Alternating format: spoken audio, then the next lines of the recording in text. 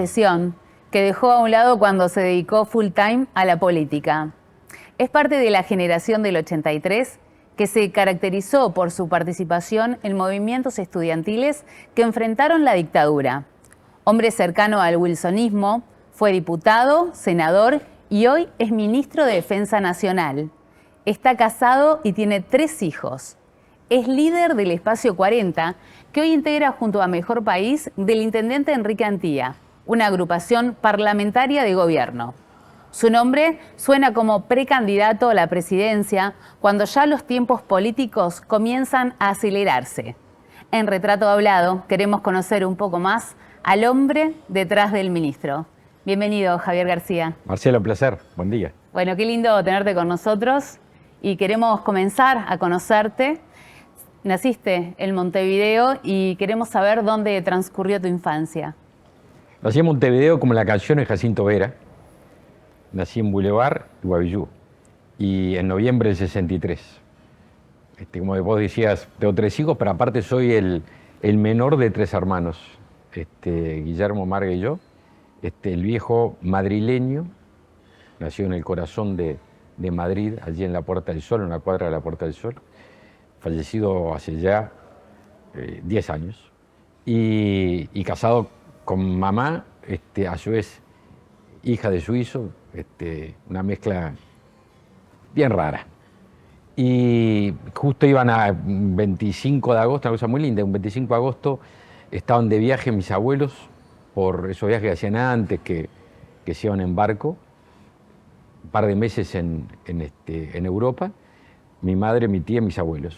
Y el último de las últimas escalas en Madrid, o la última escala en Madrid, van por la Gran Vía, pasan por una óptica chiquita, óptica García, que era la óptica de la familia de mi padre, la atendía a mi padre, y ven una bandera Uruguay puesta en la vitrina. Y haría lo que cualquiera de nosotros hace si le pasa esto, pasa por un negocio en algún lugar lejos, y ve una bandera de su país, entra. Ubicamos unos años 53, 54, y entran, y bueno, ahí se da un amor a primera vista entre mi padre, que era 11 años mayor que mi madre, y mi padre, ellos vuelven para Uruguay, imaginemos un noviazgo en el año 53, 54, ¿no? Y vuelven mis abuelos con mi madre y mi tía, y mi padre se viene a Montevideo, país que no conocía, nunca había salido de Madrid, a pedir la mano de mi madre. Se viene y está 60 años casado acá, fallece pocos meses antes de cumplir 60 años de casado. Vos decís, ¿por qué la bandera uruguaya? Mi padre tenía un hobby, no era óptico, pero entendía la óptica, tenía un hobby, tiempos obviamente que ni internet ni nada que se le pudiera parecer, y el hobby que tenía era conseguir fechas nacionales de los países y hacer una investigación con enciclopedias y conseguir los países, la bandera de los países. Entonces, cuando llega ese 25 de agosto a la óptica, abre, decía Independencia Uruguay, país que obviamente no conocía, nunca había salido ni de Madrid, y busca la bandera y la pone en la vitrina. Y así hacía con cada país que había investigado las fechas. Y claro, justo ese día, como dicen las crónicas policiales, acertaba a pasar por el lugar, mis abuelos con mi madre y mi tía, flechazo, amor a primera vista, viene en pie las manos, se trae todo para Uruguay y se instala en Uruguay. Qué linda historia de amor. ¿Sabes? Total, muy linda. Total. 11 años mayor, 35 y 24. ¿Hogar de clase media? Total, trabajadora. Mi padre incluso se viene, y obviamente sin trabajo, sin nada. Mi abuelo materno, ¿no?, tenía con unos socios, Suárez y Duchini. Suárez y Duchini era, que empezó siendo Suárez, Duchini y Palmer. Bien de antes era taller mecánico con con venta de artículos para el hogar que importaban básicamente del Reino Unido. Y entonces tenía todo el taller y después el salón de venta de bicicleta, caldera, cacerola, algún electrodoméstico muy, muy básico, ¿no? Y mi abuelo lo encargó de la parte de venta, mi padre era un vendedor, entonces se encargó de la parte de venta de artículos para el hogar. Así que clase media, total, y trabajadora. Mi madre no era profesional, pero había allá antes, es decir, en su juventud, trabajaba como yo no sé si instrumentista o circulante de bloque quirúrgico, y trabajó también como secretaria en la Embajada de Ecuador, pero laburante. Así que nada, y nos hicimos así. Qué lindo. ¿Vos te destacabas a la hora de estudiar en clase? No, del pelotón. Total, total. Yo empecé, como te decía, en Boulevard Iguavillú, iba a la escuela a México, hasta quinto año de escuela inclusive, me quedaba a una cuadra. Fíjate vos, yo entraba a las 8 de la mañana y yo me levantaba 8 menos 7 minutos. Y vos decís, ¿por qué menos 7, no menos 10? Porque mi abuelo anunciaba en El Espectador y tenía un reclame. No era un dechado de creatividad, pero hasta el día de hoy hay gente de aquellas generaciones muy veteranos que me lo recuerdan. Decía Suárez y Duquini, Miguelete Tete y Gaboto Totó. Ese era el reclamo. Y hasta hoy, por el taller estaba allí, Miguelete y Gaboto. Y hasta ahora hay gente que se acuerda de eso. Como te vuelvo a decir, no era una cosa de echado de creatividad, pero la gente lo recordaba. Y ese reclame salía 8 menos 7 en El Espectador, y mi padre me levantaba, café con leche, y en 2 pasos yo estaba en la escuela. Después hice Maturana y Juan 23, y en la facultad. Pero no era el pelotón total. ¿Y cuándo nace tu amor por la política? Tempranísimo, porque a pesar de no ser un hogar político, porque no tenemos nadie que se haya dedicado a la política, excepto yo, era un hogar muy politizado, donde el tema político estaba arriba de la mesa. ¿Por qué pasaba esa situación? A ver, nosotros, yo nací en el 63, mi padre era un madrileño, había peleado en la Guerra Civil Española, una cosa muy particular, porque peleó en la Guerra Civil Española, era franquista, y vino a Uruguay y votante del Frente Amplio, en el 71, yo no entendía mucho aquello, ¿no? Es decir, franquista en España, frentista en Uruguay. Mis viejos votaron al PDC en la elección del 71, así que yo con 7 años, además yo soy del 28 de noviembre, una fecha muy electoral, he pasado muchos 28 de noviembre en elecciones, la del 71 ese domingo fue 28 de noviembre, y mis viejos militaban en el PDC, entonces el tema político yo de gurí lo tuve siempre arriba de la mesa. Después vino la dictadura, y todo ese proceso de mi hermano ya siendo adolescente militaba en el wilsonismo, en el movimiento universitario nacionalista, en los primeros años en la Facultad de Derecho, pues vino golpe de Estado, dictadura, y se cortó todo. Entonces, para un gurí, era algo muy raro. Yo me acuerdo como si fuera hoy, el día del golpe de Estado. Fíjate vos que fue el 27 de junio del 73, yo tenía 10 años. La noche anterior, yo no entendía mucho, pero algo raro pasaba. Me acuerdo como si fuera hoy, mi viejo me dice, estaba en la cama de los viejos, mañana no tenés clases. Y amanecemos ese 27 de junio, la vieja muy preocupada porque mi hermano no llegaba a casa, y mi hermano andaba en una movida, y no llega Guillermo, al final llega, ahí hubo más tranquila en la casa, y amanezco y marchas militares. Nunca más me olvido. Un día nublado y marchas militares. Y ahí uno ata, porque claro, gurí chico te dicen que no vas a la escuela el otro día, es fiesta. La verdad que no era fiesta. El motivo era bastante lejos de una fiesta, ¿no? Y nos duró ese mal motivo, o esa tragedia nos duró muchos años. Entonces el tema político siempre estuvo vinculado en casa, y yo empiezo a militar a los 16 años. Fíjate, tengo 59, así que tengo 43 años de militancia en el Partido Nacional, porque de que empecé a militar, empecé enamorado de la figura de una persona al que solo lo escuchaba por cassette, que era Wilson.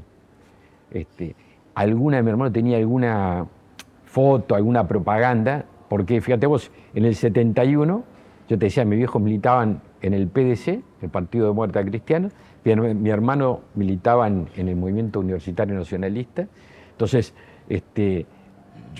alguna foto de Wilson, etcétera, pero me empezó a atrapar, pero la figura de Wilson, escuchar los cassettes, conseguir algún discurso de aquella época, que fue un poco lo de Wilson, ¿no? La tradición de su actividad parlamentaria, o previamente también del Ejecutivo, pero básicamente los discursos y las interpelaciones.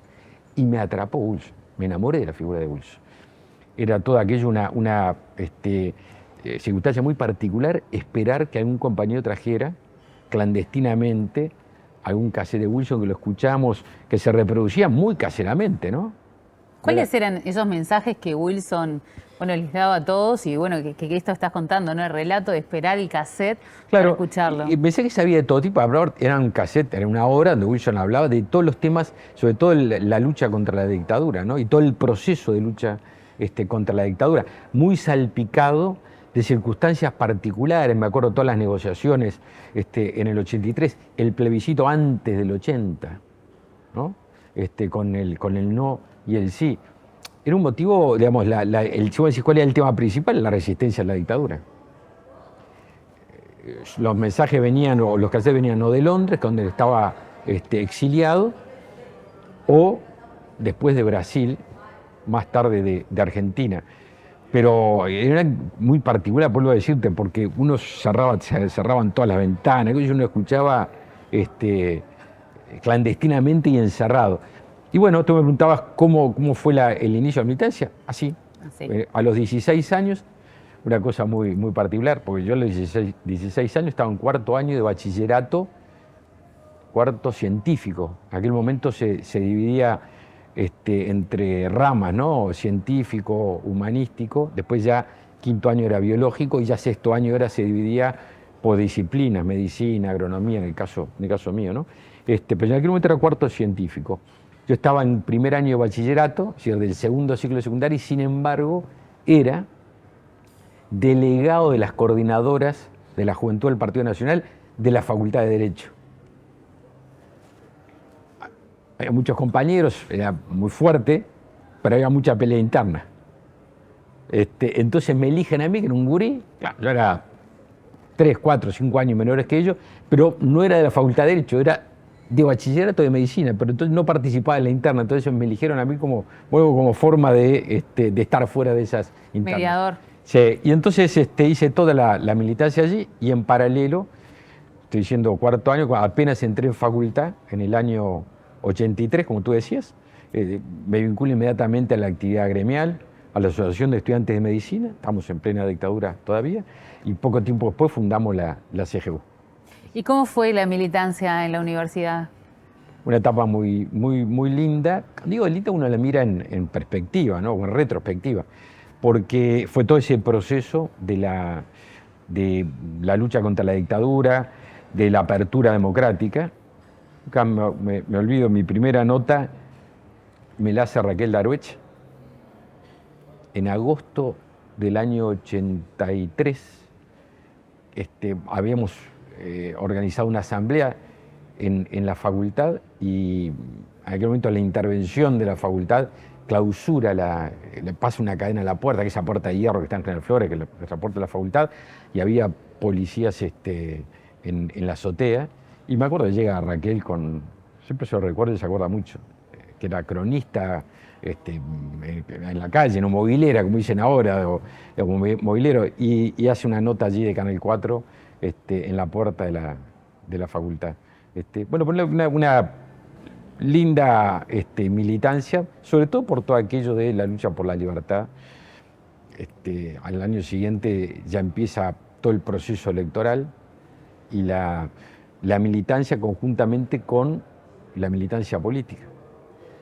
Yo me concentré más, nos dividíamos un poco las tareas, me concentré más en la militancia gremial, en la CGU, en la universidad, y paralelamente hay otros compañeros que fueron trabajando en la parte política.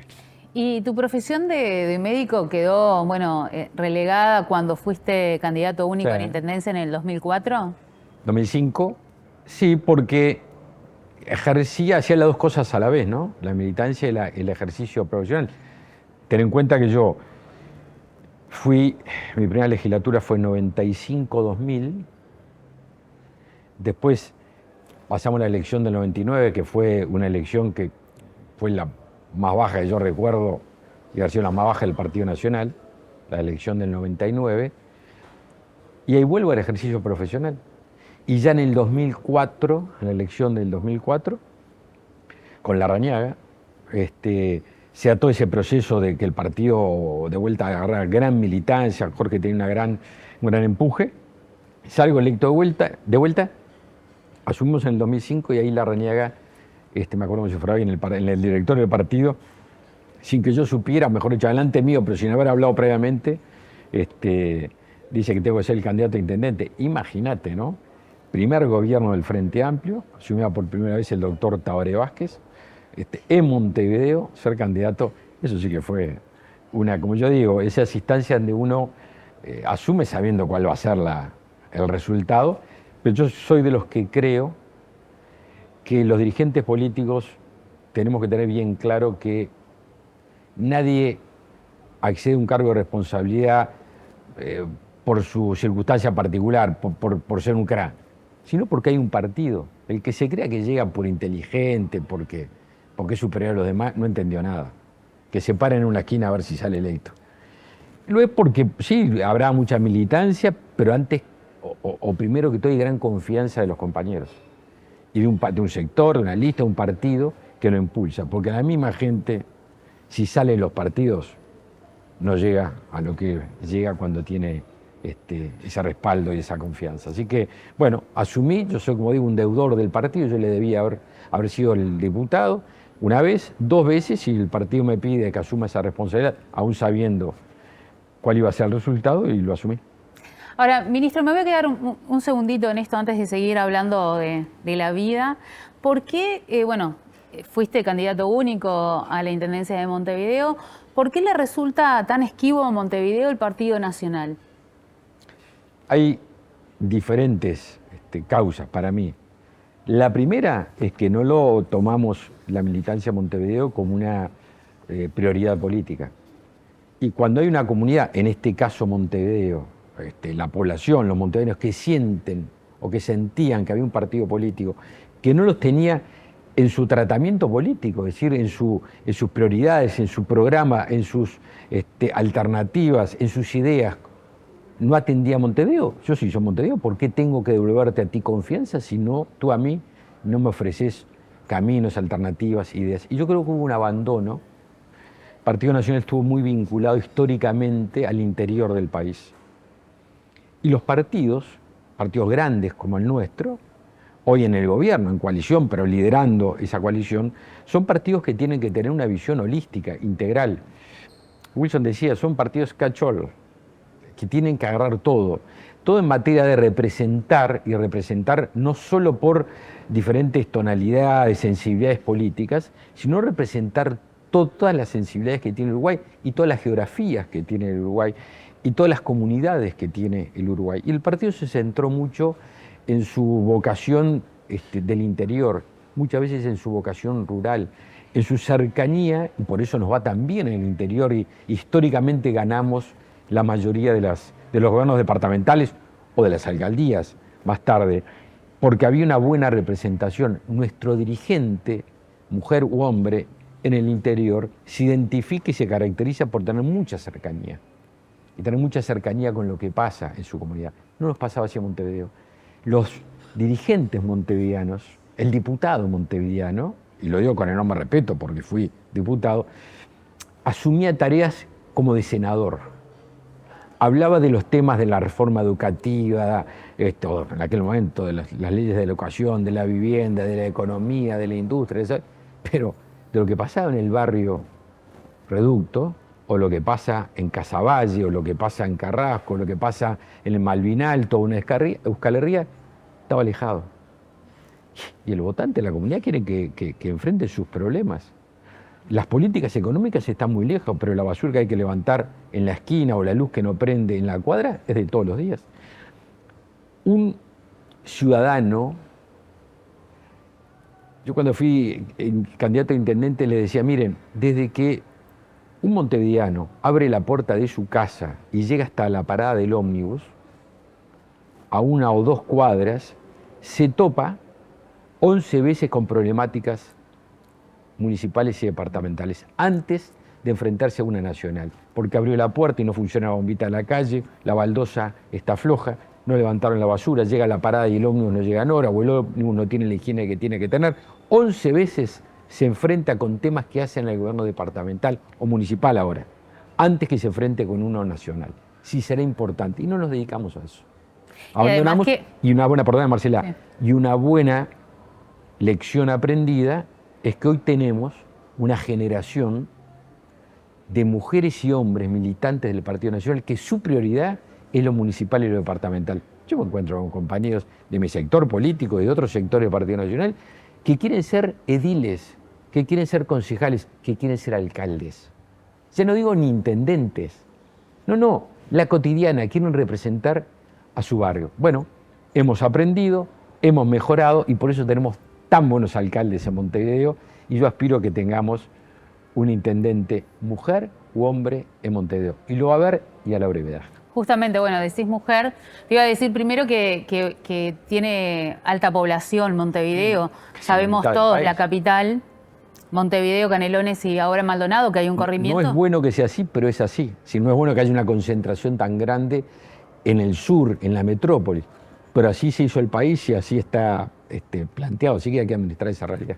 Justo decías, puede ser una candidata mujer. Justamente Laura Raffo se acerca, se acortaron las distancias para la votación de Montevideo, pero ahora parece ser precandidata. Entonces, ¿qué pasa con Montevideo? ¿Cómo se soluciona? Se soluciona primero manteniendo y proclamando este interés político legítimo. Quienes hacemos política y quienes hacemos buena política, y buena política se hace en todos los partidos políticos, nadie es depositario de los buenos y otro de los malos. Eso fue una, ¿cómo te puedo decir? Una práctica, un discurso que otros tuvieron. Es decir, los buenos son los que están conmigo y todo enfrente malo. No, la vida política es una mezcla de la sociedad. Y así como hay periodistas que son, bueno, la enorme mayoría, pero hay alguno que no lo es, igual pasa en la política o en la profesión médica o en cualquier ámbito. Entonces digo, los que hacemos buena política, la inmensa mayoría, y en el caso de mi partido, asumimos que Montevideo es una prioridad y que tenemos que atenderlo políticamente, darle soluciones. No está bien Montevideo, no está bien. Primera cosa. Y segundo, bueno, tomando alguna decisión y eligiendo una persona. En un momento, Laura había asumido esa prioridad, pareciera que no es así. Bueno, el Partido Nacional tiene 186 para 187 años de vida. Tiene alternativas, estamos pensando en alguna. No me apures porque no te voy a decir, pero yo por lo menos, si me apurás, me lo voy a decir, tengo alguna alternativa. Pero bueno, será un tema que decidamos colectivamente, entre todos, y vamos a tener o una muy buena candidata o un muy buen candidato. Porque me parece que también es necesario el cambio.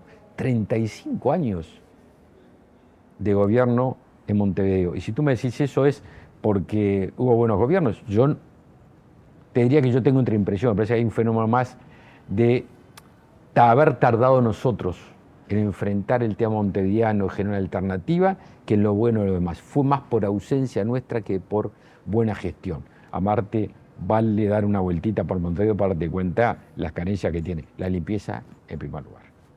Tu trayectoria política que iniciaste por La Patria tiene una corriente wilsonista. ¿En qué momento decidís encolumnarte con Luis Lacalle Pou, que, bueno, por tradición es más herrerista? Por tradición y por nombre. Bisnieto de Herrera. En el año 2012, esas cosas que se van dando en la política, nosotros teníamos el despacho frente por frente en el Palacio. Y tenemos mucha charla. Luis, una persona que yo escribía en El País todos los sábados, cada tanto me mandaba un mensaje para comentar algún artículo, etc. Tenemos una muy linda relación. Y se fue dando una circunstancia muy particular, hubo un conocimiento mutuo. Luis estaba en su sector político, en aquel entonces integrado, pero tenía su propio sector. No estaba en la orgánica absoluta en ese caso del herrerismo, sino que tenía su sector. Y se fue dando una conversación, y un día nos juntamos, y yo creo que fueron 15 o 20 minutos finales del 2012. diciembre del 2002. Dije, mira Luis, yo estoy convencido de que el partido necesita una renovación. Y la persona sos vos. Y me acuerdo como si fuera, y le dije, pero mi planteo es muy concreto. Si estás dispuesto a largar, vamos juntos. Le dije, no es para probarnos, quiero saber si estás convencido. Y aparte íbamos a hacer una cosa muy particular, y era unir, quizás por primera vez en forma potente, dos sectores tradicionales del partido, dos sectores que integramos sectores tradicionales del partido, el herrerismo y el wilsonismo, que decidían caminar juntos. Y yo creo que fue muy precursor, porque es la primera vez que nos juntamos. En aquel momento había como hubo históricamente, dos liderazgos que encolumnaban cada uno a cada sector y eran en paralelo. Es la historia del Partido Nacional. Blancos independientes, wilsonismo, herrerismo, eran dos columnas que iban caminando en forma paralela. Y tomamos esa decisión. Hoy, varios años después, 11 años después, pasa algo que es histórico. Hay un solo liderazgo en el partido. Y los dos sectores nos sentimos representados por el mismo liderazgo, que es el de Luis Lacalle Pou. Hoy el presidente de la República, Luis, es el líder de todo el Partido Nacional. Y la próxima elección se va a dar también una circunstancia particular. Va a haber candidato, el Partido Nacional va a tener, después de todo su proceso interno, va a tener un candidato, pero el líder no va a ser el candidato. O mejor dicho, el candidato no va a ser el líder, porque el líder va a seguir siendo el presidente de la República, y después del 1 de marzo del 25, Luis, creo yo, va a asumir nuevamente el liderazgo activo, es decir, de eso que hoy no puede hacer por imperio constitucional, la militancia cotidiana del Partido Nacional. Yo aspiro a que sea así. Aspiro a que sea el próximo presidente, el directorio del Partido Nacional también, pero eso lo anoto al margen. Hace poco tu sector, el Espacio 40, creó una agrupación de gobierno en el Parlamento junto a Mejor País, el intendente Antía. Eso va a complementar la llegada de unos y otros, el interior y la capital. ¿Se encamina a ser una expresión electoral esta alianza? Sí, se encamina a ser una expresión electoral. ¿En qué nivel de lo electoral? Lo veremos. Si esa expresión electoral que empieza siendo de estos dos sectores, los nacionales que tú mencionaste, un sector que tiene 6 o 7 legisladores, senadores y diputados, 2 intendentes, Yurramendi, Antía, 25 alcaldes, concejales, representación en el directorio del Partido Nacional, ediles, cantidades. Bueno, este sector político aspira a tener una expresión electoral. ¿Qué tipo de expresión electoral? Bueno, lo veremos con el correr del tiempo. Y doy medio pasito para atrás porque engancho esta pregunta con la anterior. Si algo en el Partido Nacional aprendemos es que nadie representa en virtud de esto. Nadie representa en virtud de que hay alguien que con el dedo decide quién es el que nos representa. En el Partido Nacional somos hijos y buenos hijos de la militancia, del esfuerzo, del sacrificio y de la confianza que brindan el pueblo blanco. Y eso se logra, vuelvo a reiterar, con mucha militancia. Nunca el dedo ha sido un buen congreso elector en mi partido, y es buena cosa que así sea. Somos hijos de la libertad en todo sentido, y hijos de la libertad también en la vida interna del partido. ¿Pero entendés que tiene que tener un candidato propio? Veremos que lo mejor será de nuestro sector político, y allí no está descartada esa posibilidad, como tampoco está descartada otra posibilidad. Lo veremos porque tú me vas a decir, Marcela, con razón, che, pero Javier, se acercan los tiempos electorales. Sí, pero también falta mucho. 5 años, periodo de gobierno, pero 5 años muy particulares, porque 2 de esos 5 años se los llevó la pandemia. Y tuvimos que enfrentar un periodo de gobierno con 2 años básicamente dedicados al tema sanitario. A todo lo demás también, pero la gran porcentaje de la salud. El primer año de normalidad en la gestión, no me digo en el sentido de que no tenemos el tema sanitario arriba de la mesa con la potencia que estuvo, es este. Entonces, son 5 años con 3 de normalidad sanitaria y por lo tanto no es lo que ha pasado habitualmente. Este año lo tenemos que dedicar a full, lleno, a la tarea de gestión de gobierno. Tengo 43 años de militancia en mi partido. Me equivoco todos los días, todas las horas, pero ingenuo creo que no lo soy y conozco bien a mi partido y siento que si nosotros aceleramos los plazos puede haber un precandidato, 2 precandidatos, 20 precandidatos, pero si no redondeamos una buena gestión, ninguno va a dejar de ser precandidato, porque ninguno va a ser presidente por el Partido Nacional. Si hacemos una buena gestión de la coalición de gobierno, y quisiera que del Partido Nacional saldrá nuestro próximo presidente. No hay reelección de Luis. Si hubiera posibilidades de reelegirlo, no la hay porque la Constitución no lo permite. Si hubiera posibilidades, yo ya tenía candidato. Bueno, pero no hay posibilidades. Pero no hay posibilidades. Entonces también tengo candidato. El gobierno de la coalición y del Partido Nacional. Ese es mi candidato. Pero déjame preguntarte Y igual. voy a trabajar por la reelección del gobierno de la coalición y del Partido Nacional. Por eso tú me preguntás, ¿y con quién? Hoy con Luis. Hoy con Luis. Y te entendí todo lo que me dijiste y bueno, claramente lo que estás diciendo, que hay que gobernar, que falta, que la pandemia. Pero, ¿vos te ves como candidato? ¿Como precandidato? Hoy con Luis. Bueno, ¿pero te gustaría hacerlo? Contestado.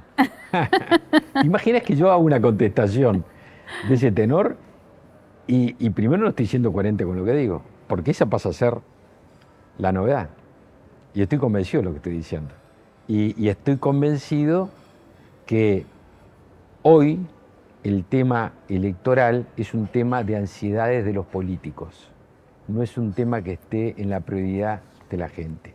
Y si los políticos creemos que nuestras ansiedades le interesan a la gente, nos tenemos que hacer atender, porque no estamos sintonizando con el sentir del popular. Igual hay una movida, ¿no?, dentro del Partido Nacional para saber más o menos quién va a ser el precandidato, más allá de la mesura que estás teniendo en este momento. Sí, pero responde a la necesidad o a la ansiedad. Yo creo que responde más a la ansiedad, porque vuelvo a reiterar, si hoy nos dedicamos al tema electoral, se lo restamos, porque el tiempo es finito, el día tiene 24 horas, se lo restamos al apoyo del gobierno. Entonces, ¿cuál es la prioridad hoy? Estamos discutiendo, salimos de aprobar la reforma en la previsión social, estamos transitando la transformación educativa. ¿Cuál es mi obligación? ¿Hablar de mis intereses políticos o tratar de que coagule la transformación educativa, de que este año tengamos una buena gestión en materia de infraestructura, que continuemos con acá estamos en Maldonado, con estas buenas políticas económicas que han logrado que hoy en Uruguay haya récord, por ejemplo, en empleo en la construcción, como nunca en la historia? Si nos dedicamos a la matraca electoral y a hacer caravanas y actos electorales, ¿vamos a descuidar esto? Y aparte estamos enfrentados a una oposición que conjuga muy bien el no, tiene el no para todo, ¿no? Es decir, cualquier cosa que haga el gobierno, que diga el gobierno, es no. La reforma de la previsión social, otra reforma imposible, ¿cuál? Porque no la tienen, porque el proyecto político del Frente Amplio está, desde el punto de vista programático, agotado. Se agotaron programáticamente, no tienen una alternativa de gobierno. No hablan de la educación porque no pueden ponerse de acuerdo. No tienen un proyecto de seguridad social porque no pueden ponerse de acuerdo. ¿Otra reforma es posible? ¿Cuál? Dígame. aplauden la reforma que hicimos nosotros, pues saben que es una muy buena reforma.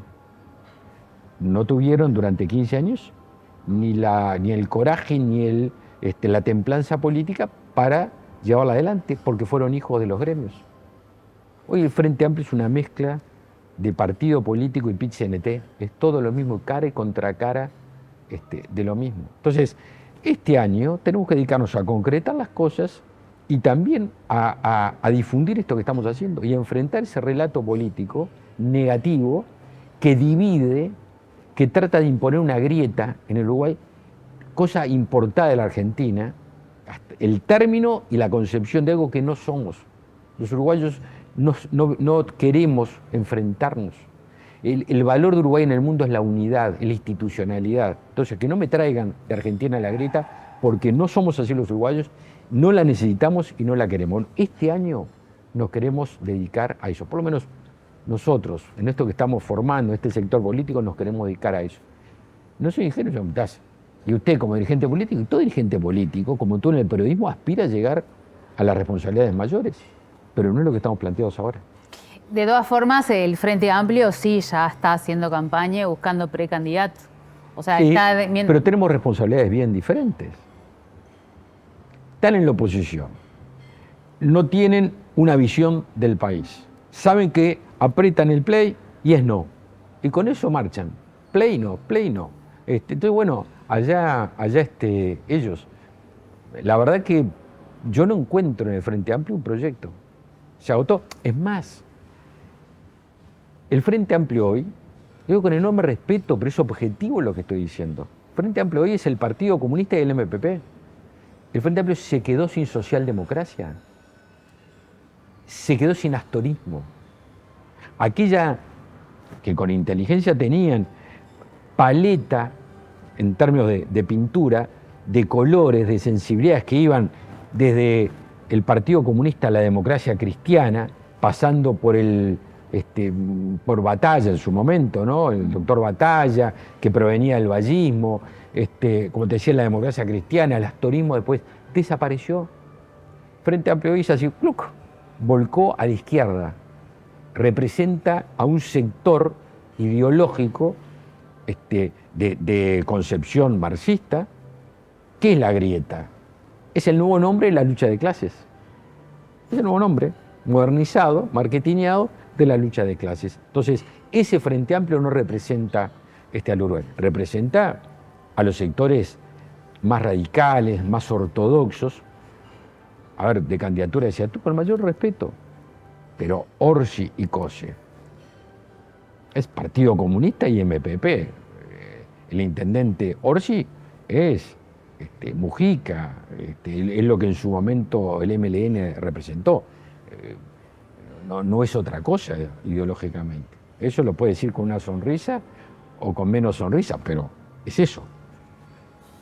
Hace poco entrevistamos al senador Gandini y cuando hablaba de distintas expresiones electorales decía que no se habían podido poner de acuerdo con el espacio 40 y Mejor País, entre otras cosas porque ustedes están apoyando a Raffo o a Delgado, pero más a Delgado que otra cosa. ¿Se va a transitar por ese camino?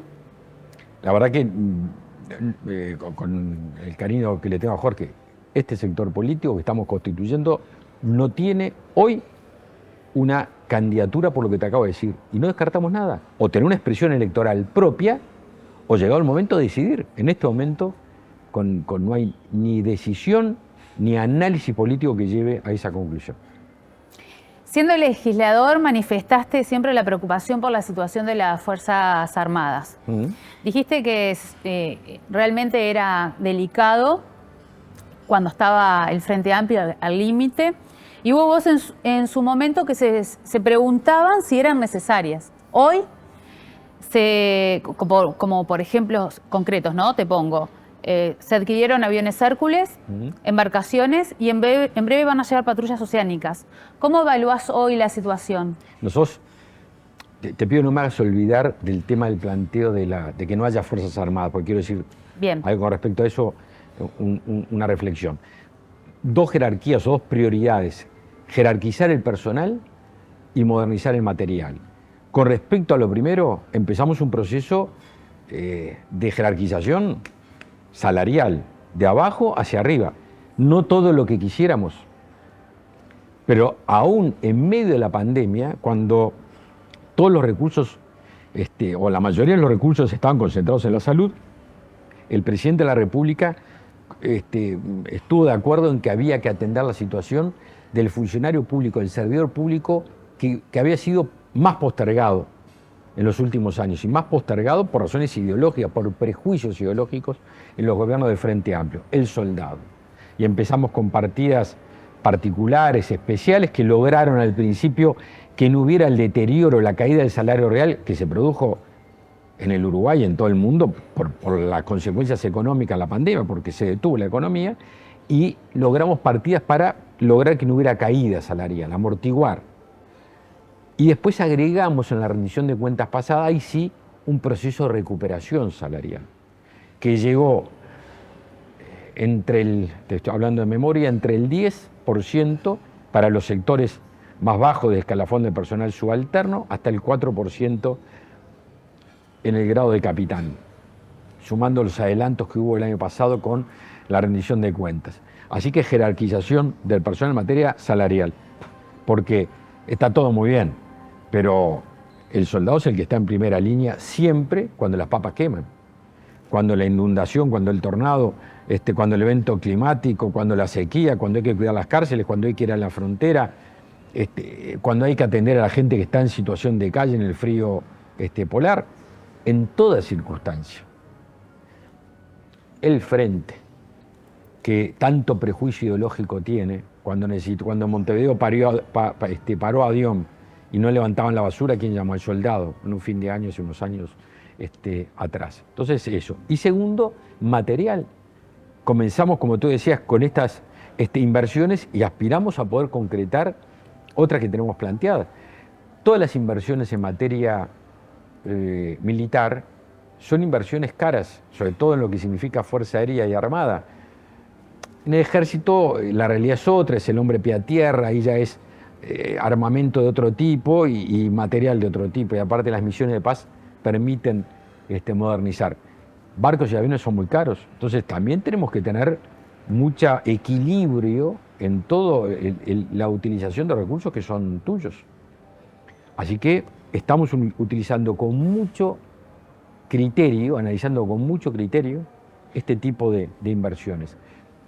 Cuando a la gente se le pregunta con razón, dice, yo prefiero hospitales o escuelas, y está bien, pero una sociedad es como una familia, y hay que invertir en hospitales, hay que invertir en escuelas, pero también hay que cuidar la frontera, porque si no el narcotráfico nos lleva puesto, o el espacio aéreo. Y estas cosas son las que hay que explicar y son las que justifican este tipo de inversiones. Voy a la anotación que te pedí con respecto a la desaparición. Hay un prejuicio ideológico que yo pensé que era pasado.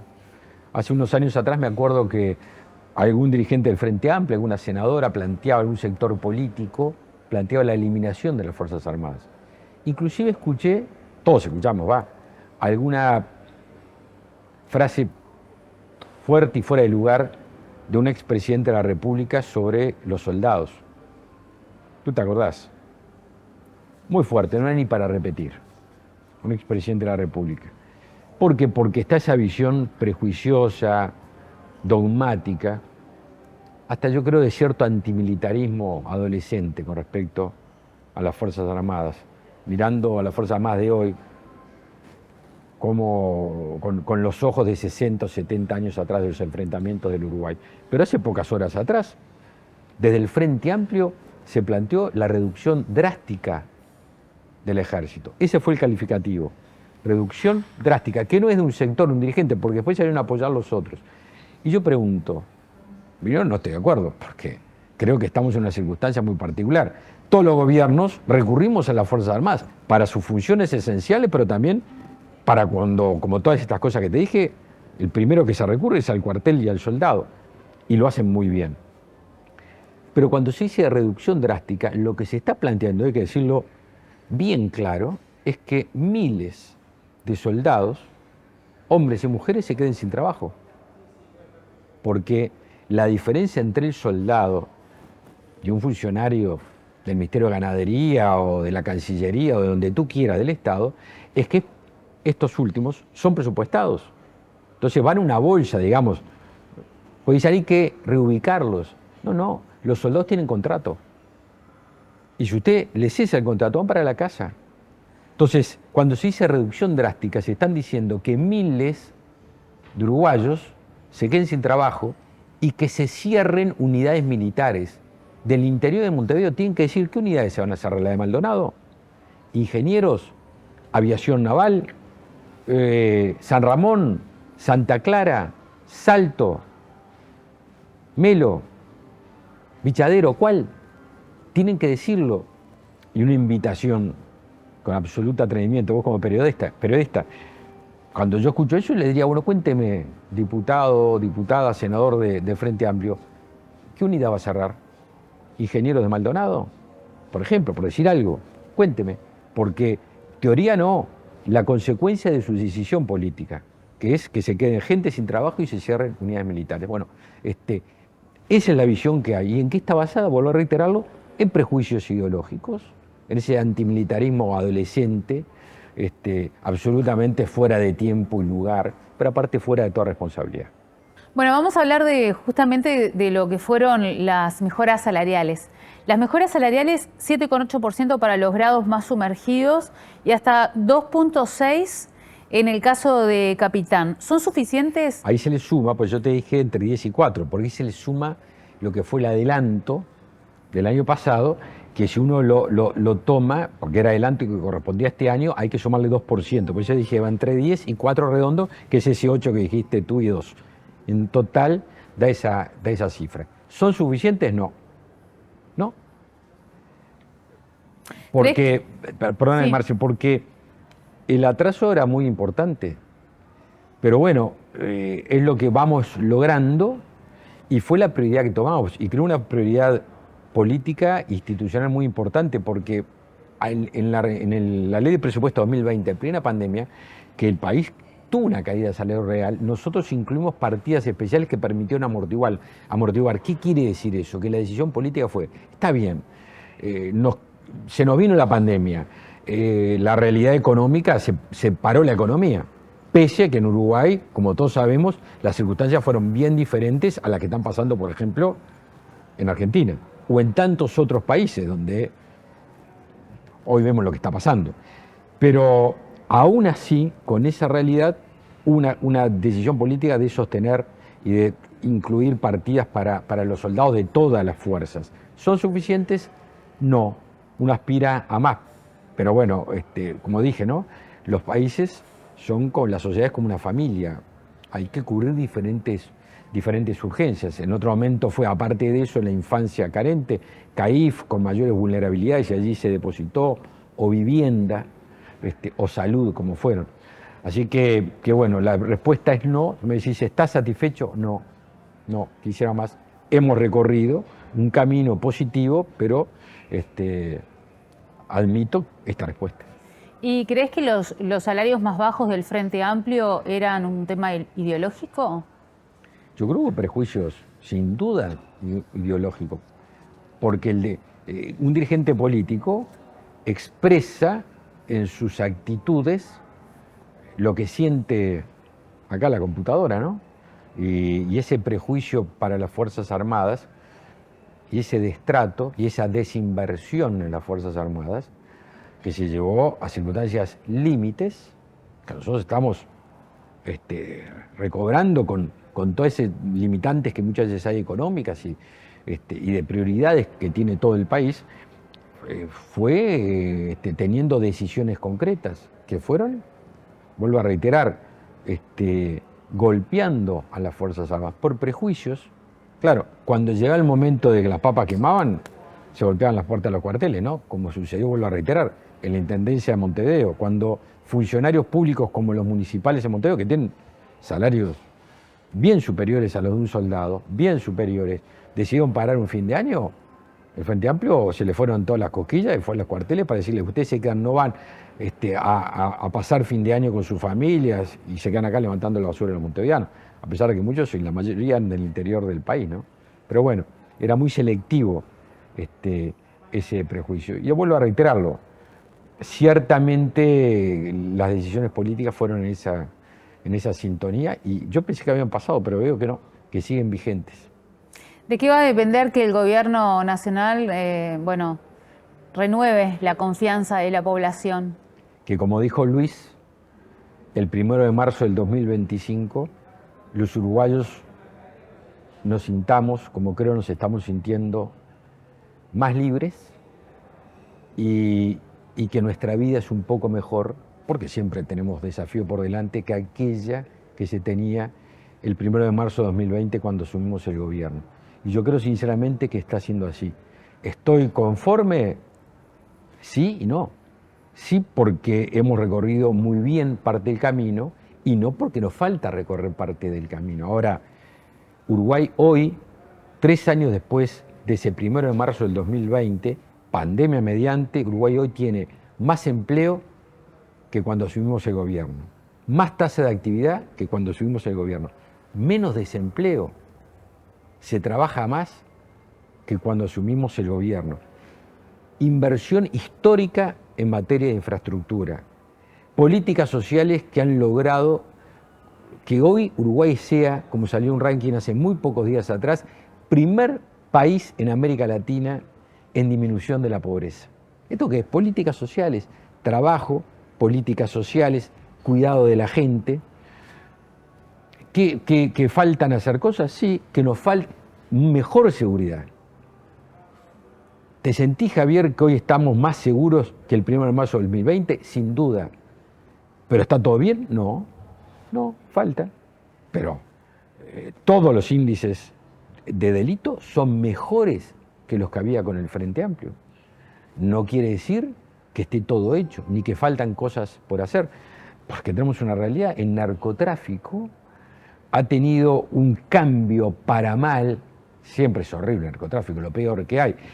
Pero en materia de violencia y de tipo de la violencia que no se conocía antes en Uruguay, no existía. Lo veíamos en Netflix, ¿no? Que descuarticen a una persona, que la rocíen con combustible y le prendan fuego. Eso lo veíamos en las series de Netflix, no pasaba en Uruguay, ahora pasa en Uruguay. Hay un cambio en la calidad, mira qué término, del delito para peor, para violencia. Y bueno, esos cambios nos obligan también a tomar cambios en la lucha contra este flagelo. Pero a ver, mayor cantidad de incautación de droga histórica en este gobierno. Pruebas al margen, son los datos objetivos. No quiere decir que esté todo bien, quiere decir que el camino lo vamos recorriendo. Va a depender del candidato, de la gestión, de la oferta de la oposición, de la unidad. Nunca hay un factor único, pero el primero de todo es la gestión de gobierno. Porque si el uruguayo de cualquier parte del país siente que está mejor que lo que estaba antes del 1 de marzo del 2020, que tiene más trabajo, que puede educar mejor a su familia, que tiene más oportunidades, que está en un país más ordenado, que hay un país donde hay autoridad, porque los gobiernos de Frente Amplio era un gobierno donde no se ejercía la autoridad, donde a un policía, tú te acordás de este episodio, pasaba un manifestante y lo cacheteaba, o pasaba con un spray y lo pintarrajeaba. No pasa eso, ni va a pasar. El que hace eso va preso. Va preso, porque hay que respetar. Nosotros tomamos decisiones en la ley de urgente consideración que, entre otras cosas, permiten ejercer la autoridad. Y esos son límites que son importantes que existan, como existen en tu familia o en la mía, también en una sociedad. Y esto es necesario. Estos son valores, respetar tus derechos. Entonces, si todo eso se conjuga, va a haber 5 años más que van a continuar un proceso de libertad, de derechos y de mejora en las familias de la gente. Maldonado, no hay más trabajo hoy que lo que había en los años anteriores, mucho más trabajo. ¿No está mejor Maldonado? ¿Por obra solo del gobierno nacional? No, por obra del gobierno departamental también, de Coqui, de los alcaldes, de los ediles. Eso pasa en todo el país. Te traemos ahora de nuevo a saber un poquito más de tu vida, de lo que hay detrás del ministro. ¿Cómo llevas esta carga de responsabilidad y tu familia? Primero tengo una divina familia y una divina mujer. Y Rosana, fíjate tú, yo con Rosana la conocí una noche electoral en el local, en la sede, así que si estaremos emparentados también desde el punto de vista de nuestras vocaciones de servicio. No se dedica a la política, tiene su trabajo, su actividad, pero sí es su motivación política. Y tengo tres gurises divinos, adolescentes, Belén, Alfonso y Delfina. La mayor, de 25 años, economista, Alfonso, estudiante para terminar este año sociología, y Delfina en psicología. Así que le dieron a todos por las humanidades. Bueno, humanidades o psicología está allí, en la ciencia de la salud también. Así que la llevo muy bien. El tema político, obviamente, está arriba de la mesa, pero no se agota en eso, ni mucho menos. Cuando hablamos de contrabando, de pesca ilegal, de la defensa de la soberanía, uno se enfrenta a diversas situaciones. ¿Alguna vez sentiste temor? No. No es que esté mal sentir temor, ¿eh? Ojo, acá no. Que no lo haya sentido no quiere decir que no pueda suceder. No lo siento. Primero quizás está muy vinculado a la convicción de las decisiones. Yo soy una persona que trabajo en equipo, pero me gusta decidir. Y cuando decido es porque estoy convencido, no dudo de la decisión. No quiere decir que no haya un proceso intelectual de escucharte, pero llega un momento que hay que decidir y hay que tener mano firme para conducir. Aparte, mi tarea con la responsabilidad del Ministerio de Defensa es ejercer algo que la Constitución describe muy particularmente, que es el mando superior de las Fuerzas Armadas. Que en Uruguay, a diferencia de otras constituciones del mundo, es un mando, desde el punto de vista constitucional, colectivo. En Uruguay no hay comandante de las Fuerzas Armadas. Tuviste que es común que se diga, Argentina, Brasil, Estados Unidos, el presidente es el comandante de las Fuerzas Armadas.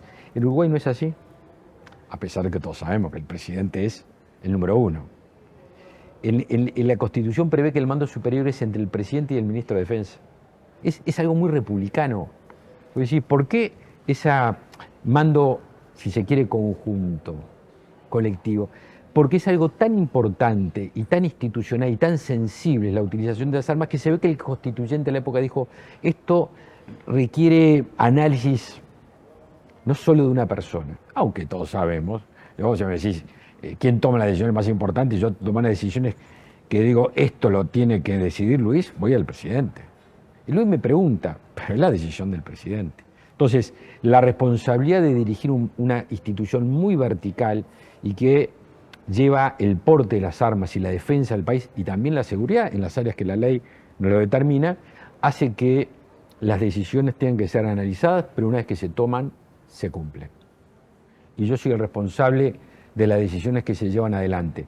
Y soy responsable de las decisiones que tomo personalmente y también por responsabilidad política de decisiones que quizás no las tomo yo porque son de la vida cotidiana de un cuartel y que en el conducto del mando terminan siendo decisión también del ministro. Yo aprendí trabajando con el doctor Wilma, fui asistente académico en la Facultad de Ciencias Sociales, entre tantas cosas que hice en mi vida, y con él aprendí algo que es el ABC del mando de las Fuerzas Armadas. Uno puede delegar el mando, pero no delega la responsabilidad. Yo te puedo decir, hacelo tú, pero en el momento que te digo, hacelo tú, la responsabilidad es mía. Y no puedo decir, pero lo hizo ella, yo no tengo nada que ver. Es mi responsabilidad, aunque lo hayas hecho tú. ¿Cuál es tu cable a tierra? ¿Tenés alguna actividad? Obvio. Si no, sería imposible. ¿Cuál? Dos, básicamente. Primero, hay una que está muy vinculada al ejercicio. Me gusta caminar. Yo camino todos los días, invierno y verano, muy temprano en la mañana, 1 hora. Son 6,5 kilómetros. Y luego vuelvo a reiterarte, hace, no sé, más de 20 años, y es como una adicción, porque viste que el deporte aunque no es un deporte digamos, de alto riesgo que se le llame, pero es un deporte que me hace muy bien. Los gurises me dicen, mis hijos me dicen, tengo que mezclarlo con otras cosas. Para mí lo que me gusta es eso. Y después el fútbol. A mí me gusta ir al fútbol. Y aparte de una cosa muy linda, voy con 2 de mis hijos, con Alfonso y con Delfina. con la menor, que la que más le gusta el fútbol. Te diría que es uno de los más, con Alfonso más hincha todavía que yo. Y no me permiten, y yo no me permitiría ir al fútbol sin ellos. A veces termino no yendo porque alguno arregla con algún amigo para ir, Alfonso con algún amigo, pero vamos juntos siempre. ¿Hincha de qué cuadro? Nacional. Así como me ves, jugué al básquetbol en Nacional. ¿Cómo te fue con eso? En menores, imagínate. Era cuando Nacional estaba en tercera, en básquetbol. Tenemos la cancha en Comandante Braga, que ahora se inauguró la cancha nueva. Pero cuando yo jugaba era el aire libre y el piso era el piso de una cosa así negra, de barato, que te caías y dejabas media rodilla, ¿no? Estabas para trasplante piel después de caerte allí. Pero me gusta mucho el fútbol. Y aparte el fútbol tiene una cosa muy linda en Uruguay. Yo siempre le digo a los gurises, a mis gurises, ¿no?, que son muy hinchas, hay un límite, que es cuando tu fanatismo, tu ser hincha, lastima al otro hincha, el de cuadro contrario. Entonces uno tiene que saber el límite. A mí me gusta mucho jorobar. Yo con Eduardo, que es un amigo que fue edil, militante y compañero político, pero ese amigo vive en Estados Unidos, nos mandamos WhatsApp, él muy hincha Peñarol, nos mandamos WhatsApp. Yo le mando cuando a Peñarol no le va muy bien y él me manda cuando a Nacional no le va muy bien, pero instantáneo, ¿no? Y es una relación muy linda porque contribuye a la distancia a mantener una relación, aparte de las cosas que hablamos, ¿no? Y en Uruguay lo mismo. Pero hay que saber, hay gente que sufre mucho el fútbol y uno no tiene derecho a hacer sufrir a otro por su corazón. Entonces hay que saber vivirlo disfrutando de eso tan lindo que tiene el fenómeno cultural más importante del Uruguay. Porque es el fenómeno cultural más importante, que es el fútbol. Javier, ha sido un placer para todo el grupo Portada hacerte este retrato hablado. Muchísimas gracias. A ti, Marcela, por invitarme, darme la posibilidad y salir un ratito de la política pura y dura para poder hablar de estas cosas tan lindas que son también la vida familiar, la vida social.